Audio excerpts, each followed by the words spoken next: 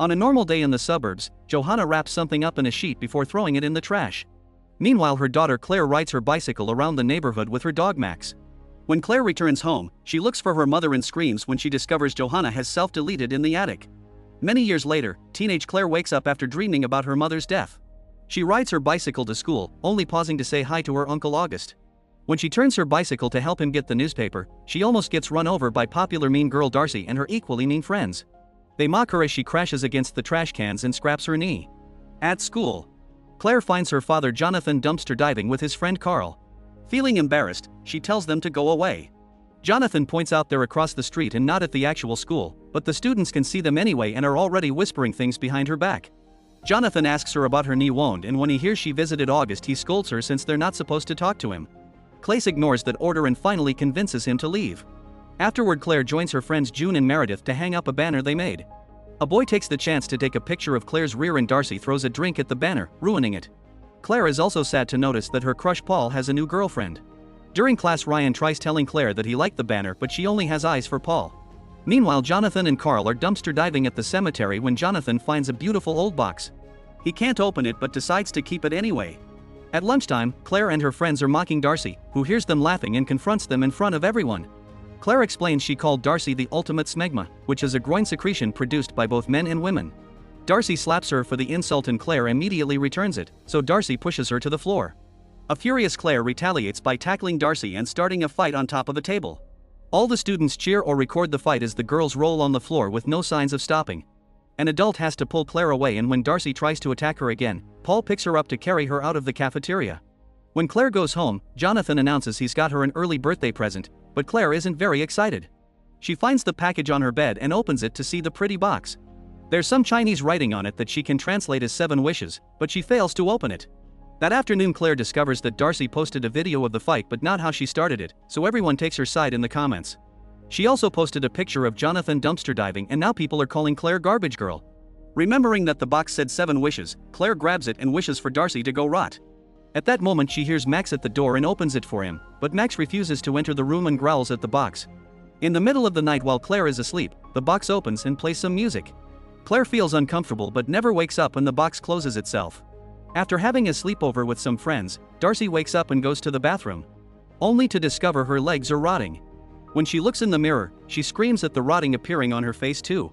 The noise wakes up her friends, who immediately take pictures. Later at school, the photos go viral and everyone makes fun of Darcy. When Claire gets home, she takes a picture of the box, wanting to find out more about it. At that moment, she realizes she hasn't seen Max in a while. She goes looking for him and follows a noise under the deck. Suddenly something falls and Claire is horrified to notice it's Max's body being eaten by rats. Afterward, Jonathan and Carl bury Max and Claire cries because the dog had been a gift from her mother. The next day, Claire shows her Chinese teacher the box pictures to ask him about the words she couldn't understand. However, he explains this is ancient Chinese, so she'll have to ask a scholar. Ryan overhears this and tells her he has a cousin who could help, but she turns him down. In the evening, Claire makes a post remembering Max. She's interrupted by a message from Meredith, who tells her to check Paul's social media. After looking at Paul's photos, Claire grabs the box and wishes for Paul to fall madly in love with her. The next morning, Paul ignores his girlfriend to talk to Claire. While the box opens to play its music, August is getting a bath ready. Unfortunately, he slips and falls inside the tub, hitting his head and dying in the process. When Claire goes home, she sees August's death on the news and Jonathan says it's good riddance. Since the family ignored him for years, he doesn't think August left them anything. Then Claire tries to go to her room and trips on some stuff her dad salvaged, so she yells at him for bringing trash to the house. Tired of being poor, Claire runs to her room and grabs the box to wish for August to leave her everything. Sometime later, Jonathan gets a call informing him that August left his fortune to Claire. The family immediately moves to August's fancy house and Claire gets a new phone plus her own car. She goes shopping for nice clothes with her friends, they get a makeover, and buy lots of snacks. The new look is noticed by Paul. In the evening, Claire is shocked to see the box opening and playing music. Meanwhile, Claire's former neighbor is using her garbage disposal and hears a strange noise coming from the machine. She turns it off to take a closer look, but she doesn't notice anything, so she turns it on again only for her braid to get caught in it. Since the machine is pulling her down, she can't reach the button again, and eventually her scalp is torn off.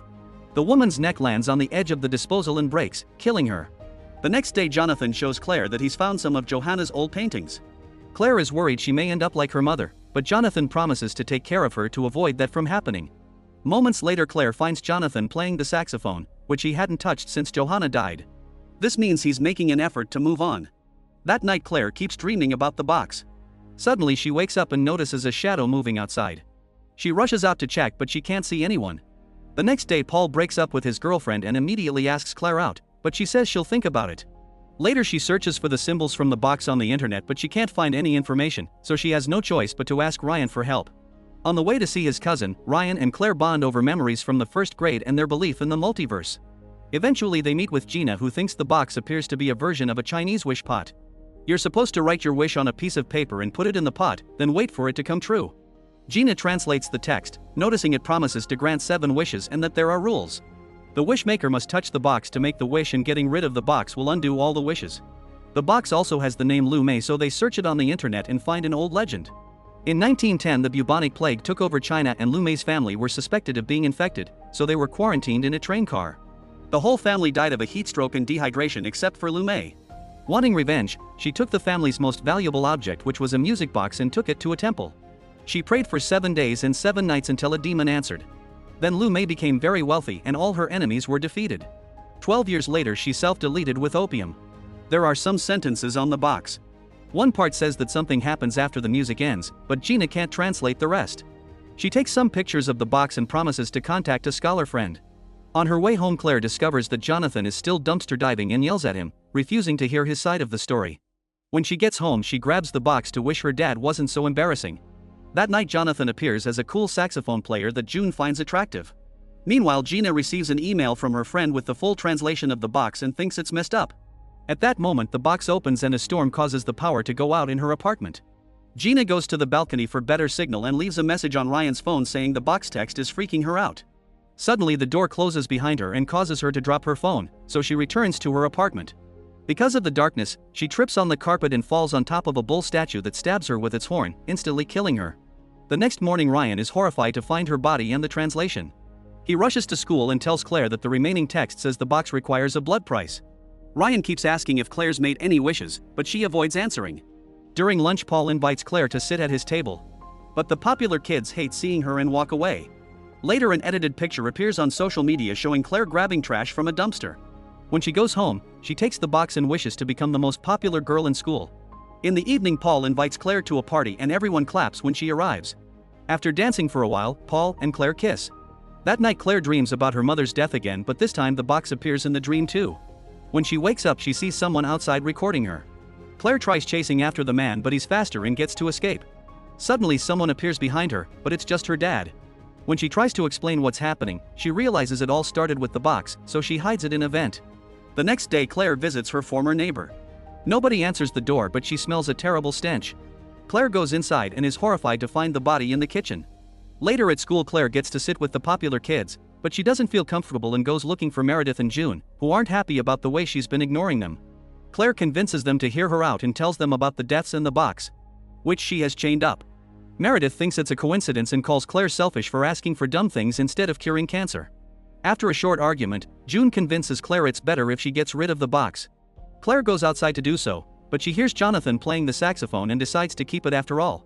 Sometime later at a party Claire is kissing Paul in his car when she finds another woman's clothes. Then she checks Paul's phone and discovers a bunch of pictures of her, which means he's the guy who has been sneaking into her garden. Claire breaks up with him, although he refuses to accept it. At that moment the box opens and a decoration falls on top of a bonfire at the party. Meredith pulls June out of danger just in time to save her.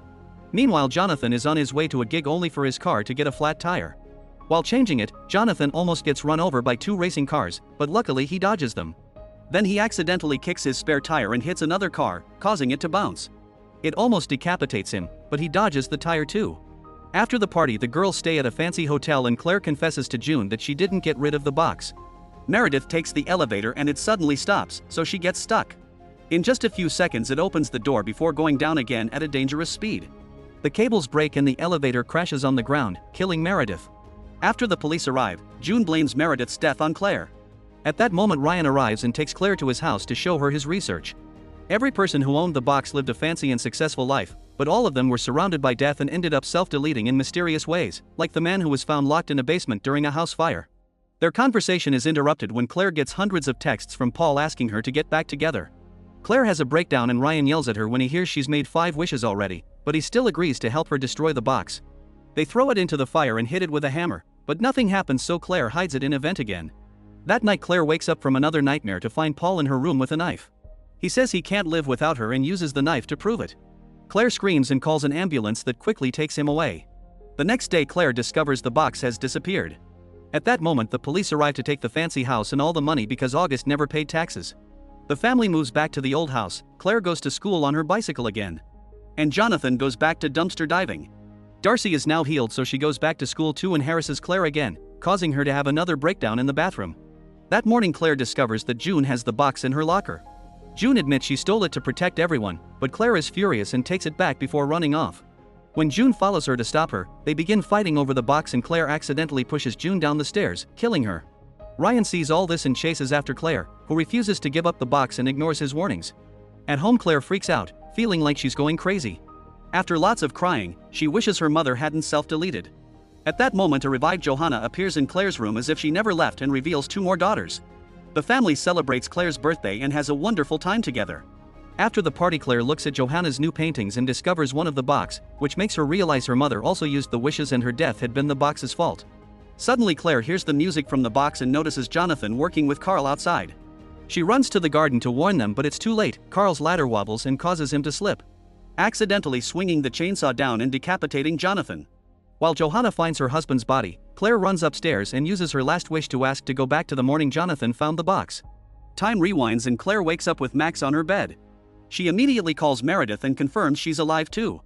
As she rushes outside, she notices the neighbor has also been revived. Then Claire asks Jonathan and Carl to take her dumpster diving with them. She's the one to find the box and hides it in her bag without mentioning it. Afterward she goes to school and asks Ryan to bury her bag without opening it. To thank him for the favor, she asks him out and kisses him. When she tries to leave, she's suddenly hit by Darcy's car, instantly killing her. Sometime later Ryan finishes digging a hole but gets curious about the bag. He opens it and looks at the box to read the words 7 wishes. Thanks for watching. If you've enjoyed the video, don't forget to like, share and subscribe. See you in the next video.